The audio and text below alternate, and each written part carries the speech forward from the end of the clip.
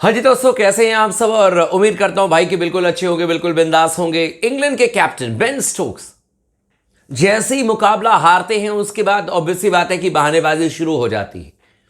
मैं आपको बताऊंगा कि बेन स्टोक्स ने क्या कहा है। मतलब एजबेस्टन के इस पिच को लेकर के जो उनका बयान है वो चौंकाने वाला है। जो उन्होंने बयान दिया है वो लिटरली हंसी भी आ जाए और आप चौंक भी जाएंगे कि एक कैप्टन इस तरीके का बयान दे रहा है।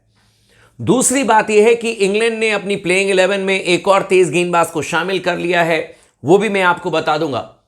लेकिन लॉर्ड्स टेस्ट मैच से ठीक पहले इंग्लैंड की टीम के लिए महाझटका, भारतीय टीम के लिए एक बहुत बड़ी खुशखबरी। और इंग्लैंड के जो तमाम खिलाड़ी हैं इसमें सदमे में होंगे। और क्यों होंगे यह भी मैं आपको डिटेल में बता दूंगा। चैनल को अगर आपने अब तक सब्सक्राइब नहीं किया दोस्तों तो जरूर कर लीजिएगा। इस वीडियो को आखिरी तक जरूर देखिएगा और कमेंट सेक्शन में आकर के कमेंट जरूर कीजिएगा कि आपको क्या लगता है कि लॉर्ड्स में क्या भारतीय टीम इजीली इंग्लैंड के खिलाफ में मैच जीत सकती है, या लॉर्ड्स में लगता है कि इंग्लैंड की टीम पलटवार कर सकती है। कमेंट सेक्शन में जरूर बताइएगा आप आकर के। सबसे पहले मैं आपको खबर बता देता हूं भाई लोग। अभी मैं देख रहा था इंग्लैंड के कैप्टन बेन स्टोक्स में, कई बार मैंने कहा है कि बेन स्टोक्स के बल्ले से वो अब धार नजर नहीं आ रही है जो कि 2019-20 में, 21 में, 22 तक जो देखा करते थे हम लोग। बेन स्टोक्स अब मुझे इतने डेंजरस बल्लेबाज नहीं नजर आते। और हाल के अगर एक साल में अगर उनके आंकड़े को देखोगे तो आपको पता चल जाएगा। और उनका एक बयान आया, इसके बाद मैं आपको खबर बता दूंगा भारतीय टीम की महाखुशखबरी वाली भी।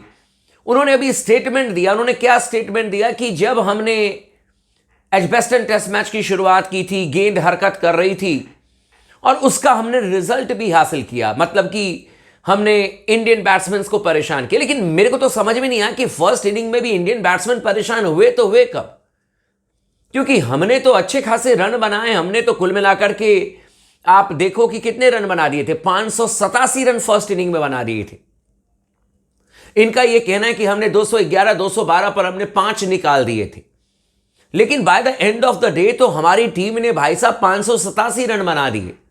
तो आपने फर्स्ट इनिंग में भी कौन सा तीर मार लिया था, मुझे तो समझ में नहीं आया। दूसरी बात इन्होंने क्या कही है जो मुझे सरप्राइज करके, उन्होंने कहा कि ये विकेट तो ऐसा लगा जैसे कि इंग्लैंड में नहीं, ये तो सब कॉन्टिनेंट जैसे कि इंडिया पाकिस्तान जैसी विकेट है। तो भाई ये कौन से देश में मैच हो रहा है? ये तो इंग्लैंड में ही मैच हो रहा है। और कौन ये पिच बना रहे हैं? ये तो इंडियंस तो पिच नहीं बना रहे, ये तो आपके पिच क्यूरेटर बना रहे हैं। जो इंग्लैंड क्रिकेट बोर्ड के लोग हैं वही आप लोग पिच बनवा रहे हैं। कैप्टन आप बेन स्टोक्स खुद हो, आपने ही कहा होगा कि इस तरीके की पिच बनाओ। क्योंकि जब भारत में आप खेलने के लिए आ रहे थे तो हमने तो स्पिन ट्रैक दी थी, तो आपसे खेला नहीं गया। और उसके बाद आपके माइकल वॉन हो या फिर नासिर हुसैन हो, आपने इन सभी को एकदम उठ करके कह दिया कि बयान दे दीजिए। वो आकर के बयान दिन रात देते थे कि देखो इंडिया में हमें खेत में खिला दिया गया, एकदम टर्निंग ट्रैक है, ये खेत जैसी पिच है। आप ही लोग का बयान है, मैं अपनी तरफ से नहीं बोल रहा हूं। और मेरे ख्याल से आप लोगों को भी बहुत अच्छी तरीके से याद होगा। लेकिन अब जब आप अपने घर पर हार गए हो, एजबेस्टन में जिसका घमंड आपके अंदर में था कि हम कभी हारे नहीं हैं, वहां पर जब भारतीय टीम ने आपके छक्के छुड़ा दिए, 336 रनों से भारतीय टीम ने आपको हराया है, तो अब कहते हो कि यह पिच तो इंग्लैंड की पिच थी ही नहीं, यह तो सब कॉन्टिनेंट की पिच है। तो भाई बेन स्टोक्स भाई, इन बातों का क्या मतलब है जब पिच बनाने वाले आपके लोग हैं? जिस पिच पर आप खेल रहे थे उसमें कैप्टन का भी कहीं ना कहीं योगदान होता है। और माना कि आपका योगदान नहीं है, तो इसमें हमारे प्लेयर्स ने तो नहीं कहा कि इस तरीके की पिच बनाओ। ये तो ईसीबी ने डिसाइड किया कि हमें फ्लैट पिच बनानी है या हमें जैसी भी पिच बनानी है। ये तो आपका डिसीजन था, ये तो इंडियन टीम का डिसीजन नहीं था, ये तो गौतम गंभीर के या शुभमन गिल का डिसीजन नहीं था, ये बीसीसीआई का डिसीजन नहीं था। तो ये आप जानो, आप अपने बोर्ड से पूछो। लेकिन क्रेडिट आपको देना होगा भारतीय टीम के गेंदबाजों को, और वो उन्होंने दिया है। बाद में उन्होंने कहा कि लेकिन उनके गेंदबाजों ने हमसे बेहतर गेंदबाजी की, इसीलिए वो 20 विकेट लेने में सफल हो गए। और इसीलिए आपके स्पोर्ट्स टॉक ने बार बार कहा था कि टेस्ट मैच सिर्फ आपके गेंदबाज जिताते हैं। अब आ जाते हैं टीम इंडिया की महाखुशखबरी वाली बात पर, मुद्दे की बात पर। मुद्दे की बात हालांकि बेन स्टोक्स वाली भी थी।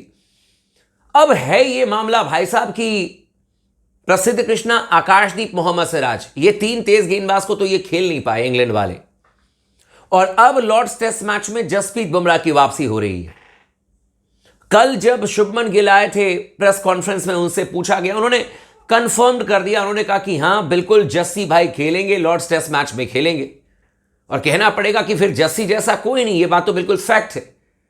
तो जसप्रीत बुमराह की लॉर्ड्स टेस्ट मैच में वापसी हो रही है। उसी जगह पर भारतीय टीम ने 2021 में इंग्लैंड की टीम को बुरी तरीके से हराया था। 60 ओवर इंग्लैंड की टीम को बैटिंग करने थे, मैच में ड्रॉ करने के लिए 270-80 रन बनाने थे जीतने के लिए, लेकिन इंग्लैंड की टीम ऑल आउट हो गई थी और हम टेस्ट मैच जीत गए थे।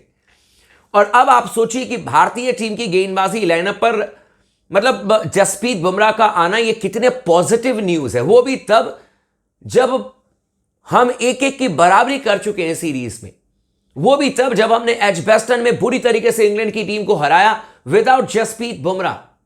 और इसका असर इंग्लैंड की टीम के ऊपर में जरूर पड़ने वाला है, कोई माने ना माने। देखो जसप्रीत बुमराह जब आएंगे गेंदबाजी करने के लिए तो उसका एक अलग असर पड़ता है, उसका एक अलग इंपैक्ट पड़ता है। और आप देखो कि जसप्रीत बुमराह, सिराज हो गए, प्रसिद्ध कृष्णा हो गए, आकाशदीप हो गए, ये 4 फ्रंट लाइन जो आपके गेंदबाज हैं, मैं एक कॉम्बिनेशन पर भी चर्चा करूंगा कि टीम इंडिया किस कॉम्बिनेशन के साथ में लॉर्ड्स में आ सकती है, लेकिन ये जो 4 आपके फ्रंट लाइन गेंदबाज हैं ना, इनके सामने में अगर गलती से भी इंग्लैंड की टीम ने ऐसी पिच बनाई जहां पर कि तेज गेंदबाजों को फायदा मिलेगा, तो मैं आपको दावे के साथ कह रहा हूं कि यह फायदा का सौदा भारतीय टीम के लिए हो जाएगा।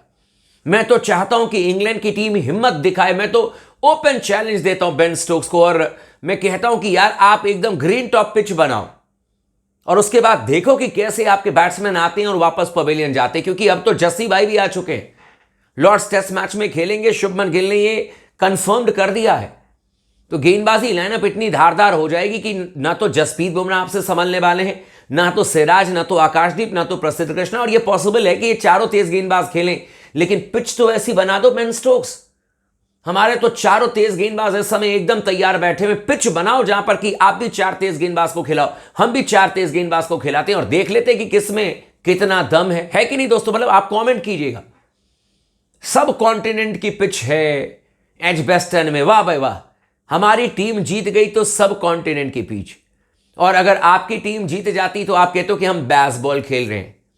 एक बार भी आप लोगों ने ये स्टेटमेंट सुना क्या कभी बेन स्टोक्स से कि हेडिंग्ले में जब ये जीते तो ये सब कॉन्टिनेंट की पिच है या फ्लैट पिच है? ऐसा कुछ भी नहीं हुआ।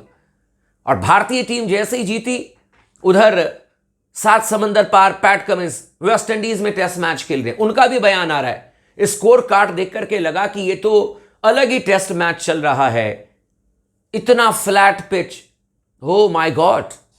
मतलब भारतीय टीम जैसे ही जीती वैसे ही सबको फ्लैट पिच, सबको अजीबोगरीब पिच नजर आ रही है। लेकिन ये लोग कहते हुए डर रहे हैं कि उसी फ्लैट पिच पर भारतीय टीम ने 20 विकेट निकाल दी।